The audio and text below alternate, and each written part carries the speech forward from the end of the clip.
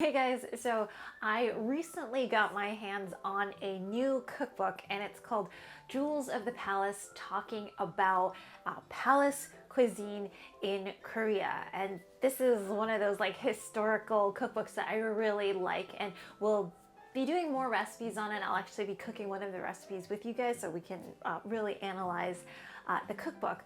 But this one falls under the mandu section of the cookbook, which is talking about dumplings. And this dumpling in particular was served during the summertime because it was usually made with either cucumbers or it was made from squash.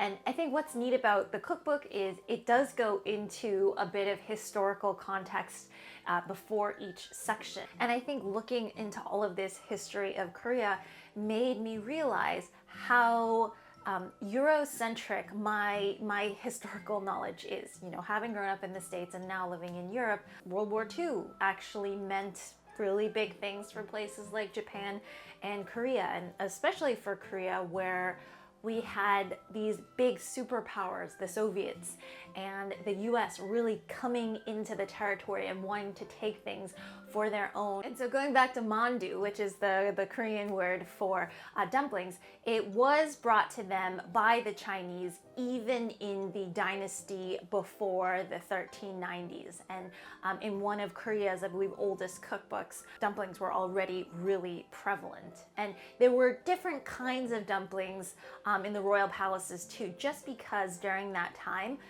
wheat was not available year-round. So you saw them experiment with things like buckwheat dumplings, or I believe one was made from fish. The outside bit was made from fish as well. So a lot of the ones Koreans wouldn't even be familiar with today. So it's quite cool. This one is very summer oriented. It's perfect for this time of the season. So I hope you guys all enjoy.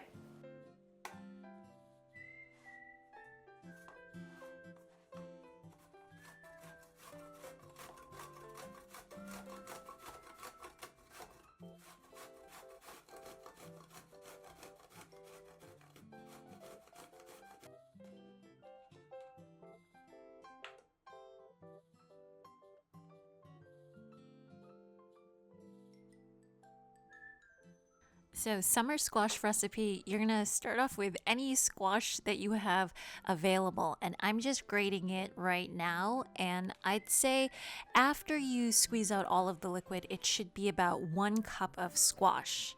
And I put in a little bit of salt after I finish grating it, just so it can draw out all of the water. And that kind of, in a way, cooks the squash so that you don't have to cook this filling before you fill it, which is nice. 2 shiitake mushrooms, cut it until it's nice and fine for a filling.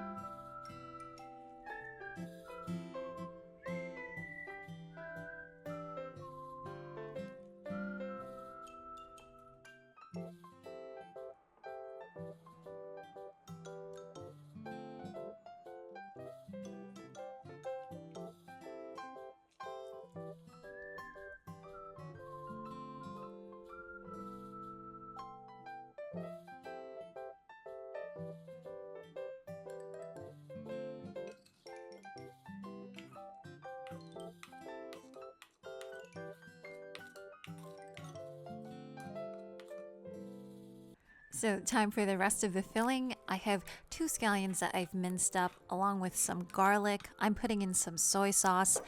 Recipe is all going to be down below, as well as some mushrooms, sesame seeds, and a little bit of sesame oil just for a really nice fragrance.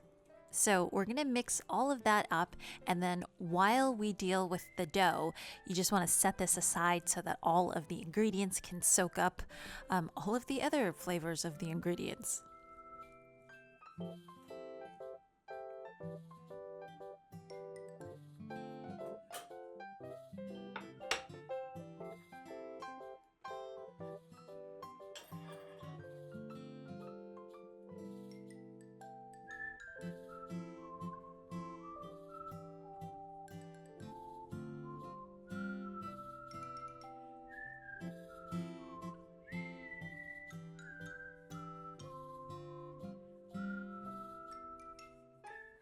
This is by far the easiest method to make a long log from a hard piece of dough.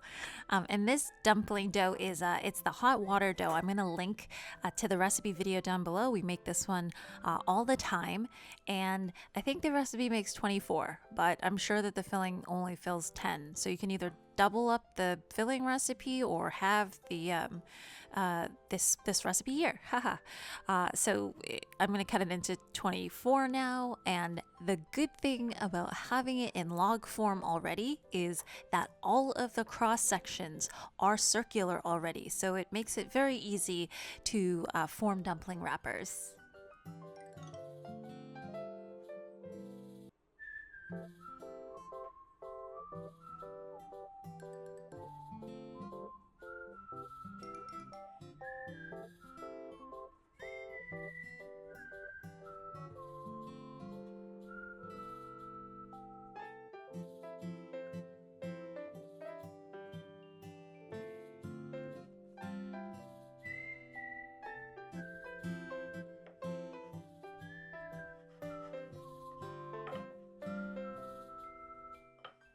So I would give you all the normal talk that I have about dumpling wrappers, and that is to concentrate on having the outer edge be thinner than the center.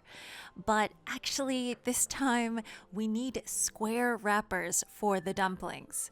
So I'm going to show you guys the normal way that we do it first, but essentially what you want to do is you just want the whole thing flattened out. And I found the easiest way was to, as I was rolling it, to tug on the dough a little bit, because that made it kind of thinner. It made it easier to stretch out. And of course I had a piece of cardboard that I just cut out to make sure that everything would be a similar size.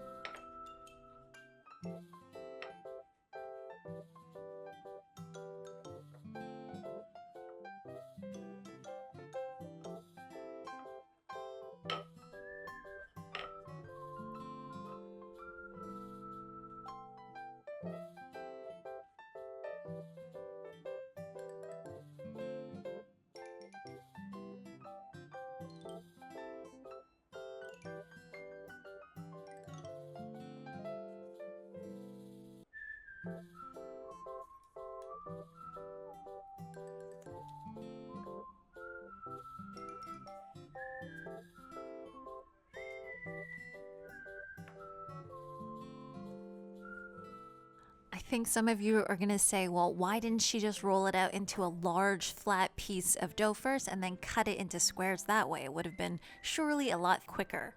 I think if you had a pasta maker, maybe that would be useful. But because this dough is on the kind of tougher, rougher side of things, it is very difficult to get it this thin when you're hand rolling it. And so rolling it into a disc first and then cutting out squares from it was the easiest way to do it. And so when you are filling the dumplings, the warning on this is the dumplings do kind of look sad and deflated if you don't give it enough filling. So this is a little bit risky, but I would say around 2 tablespoons generally. And the way that you form those lovely packets is you just join all of the corners in the center. And that naturally forms a packet. You just use your fingers, seal the sides, and if they don't stick, if your dough is a little bit too dry, just add a little bit of water to the edge and they will come out looking gorgeous.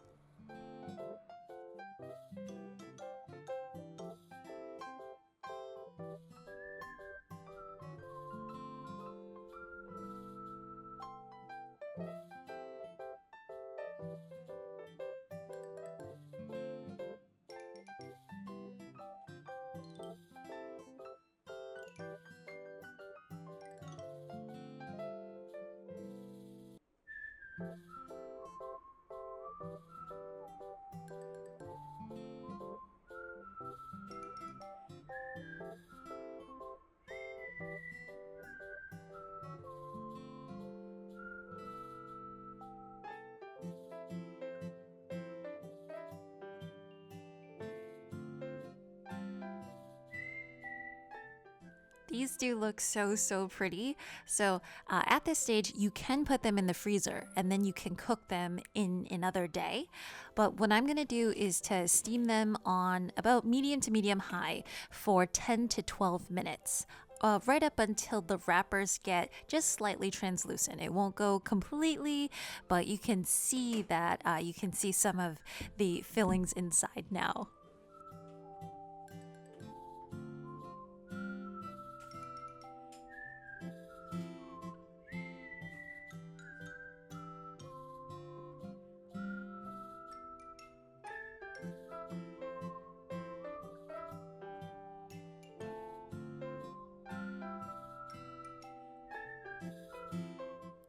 They look so good. A word to the wise is if you're gonna keep them out for a longer period of time, maybe either re-steam them before you're gonna eat it, or you might wanna brush it with a very light layer of oil just to keep everything nice and moist, because it does have a tendency to dry out if you don't. But yeah, it's a nice thin wrapper. Inside, it's meaty with the dried shiitake mushrooms, and then you get all of that nice like squash flavor in there as well.